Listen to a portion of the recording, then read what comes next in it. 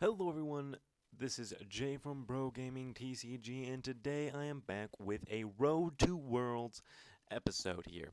Now, today I don't really have any exciting metagame matchups or anything like that, but just a little thing that I would like to talk about.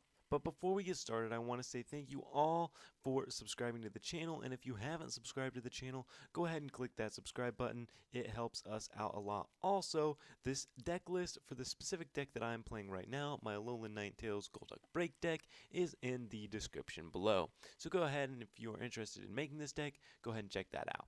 Anyways, getting into the gameplay here, I wanted to talk about how to build a correct budget deck and how to perform well with a budget deck, because a lot of people can't afford top tier meta decks, and that is perfectly okay, because if you guys didn't know, I actually made a video talking about how budget decks influence the meta and how budget decks perform and will perform in the meta that's coming up. So if you haven't, the link will be in the description below. Check out that video. Anyways, specifically, let's talk about the budget deck that I faced in this match. It was a Goldeen, Sea King, budget deck that performed on its second attack, or its first attack, where when healed per turn, then it will do 80 more damage. It used Rainbow Energy, which you'll see here in a minute or so. But the problem with this deck is that it was too inconsistent. So my only thing for this deck was to be, let's make it more consistent. You know, budget decks have to be incredibly consistent to perform specifically well. Take my Golduck Alolan Ninetales deck, for example. I play a 2-2 line of Alolan Vulpix Alolan Ninetales. I play a 4-4 line of Psyduck and Golduck, and I play a 2-2 line of Starmie and Staryu, which makes my deck have a lot of Pokemon in it. But to get my Pokemon out very quickly, I run a Brigette, which allows me to get my basic Pokemon out, along with 2 of the new Stadium card, Brooklet Stream, or something like that. Anyways, it'll pop up. Obviously, it's in the description below, or you guys can correct me in the comment section, to allow me to get my Water-type basic Pokemon out onto my bench that much more quickly. And I feel like this is the problem that my opponent had the entire game, was getting Pokemon out. Now, they did run dive balls a couple times. They used a dive ball in the match, which dive ball helps, but once again, dive ball's getting rotated, so we won't have that, which makes water decks a little bit more inconsistent. Now, I personally am going to be replacing my dive balls with ultra balls which is going to make my deck hurt a little bit more, because I have to discard cards. But if I'm able to discard water energy cards, it won't hurt me that bad. Now, the other thing with the other problem with the deck is that I don't believe, with the inconsistency problem, it also didn't deal enough damage. You have to realize what cards will deal enough damage to perform well.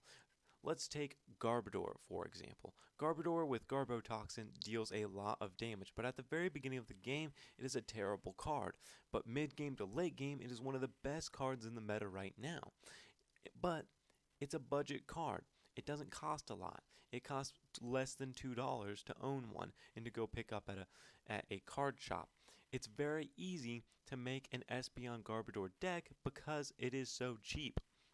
Now, when I'm talking about budget deck, I'm talking about even cheaper, below $50 to make this deck. Like this Golduck Alolan Ninetales deck, priced out, is around $23, which is pretty good.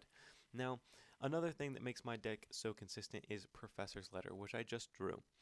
Professor's Letter allows me to get water energy in my hand, 2 water energy to be specific, even when I don't have Starmie on the bench, and it has saved me so many times. And my opponent's deck, it played on the fact that you needed to heal your Pokemon. Now, there are a few ways to heal Water-type Pokemon in the game, but I believed that his best way to heal Water-type Pokemon would be to use Full Heal, or a Pokemon with the ability to heal Pokemon every single turn. You know, to use Rombi, which heals 30 damage off of your Pokemon, And while using Rainbow Energy, it would allow you, because it is Fairy Energy that has to be attached to your Pokemon, or I believe Rombi may actually have to be a Fairy type Pokemon, so that card may not work. But there are several cards in the game that allow you to heal your Pokemon on, so that could be an option. And I just believe he didn't have enough heal items in his deck to make this deck work. So again, talking about how to make your deck more consistent. Step 1 would probably be put cards in your deck that pertain to getting your Pokemon out on the bench. Brigette is an excellent card to do this. Obviously, stadium cards that allow you to pull Pokemon out of the deck and put them on the bench are great for this. Now, Nest Ball isn't exactly spectacular for it, but it is a good card to get basic Pokemon out. Another good card to get basic Pokemon out is obviously Ultra Ball. It also gets out your later evolutions. Timer Ball can even add consistency to your deck.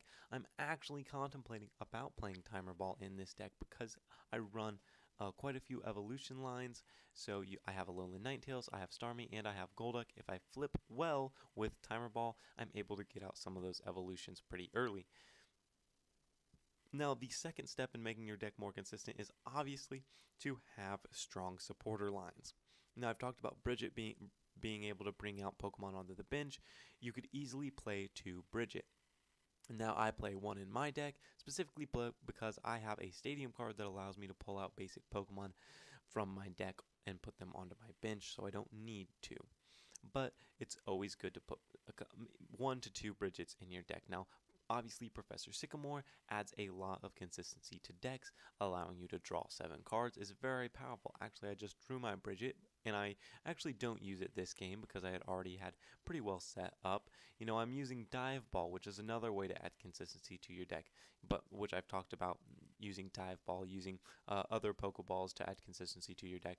So, obviously, Sycamore in Professor Kukui can add consistency, allowing you to power up your Pokemon's attacks, plus drawing 2 cards, even a couple new cards, stadium cards, that allow you to add consistency to your deck. So always draw power and stuff like that adds consistency to your deck.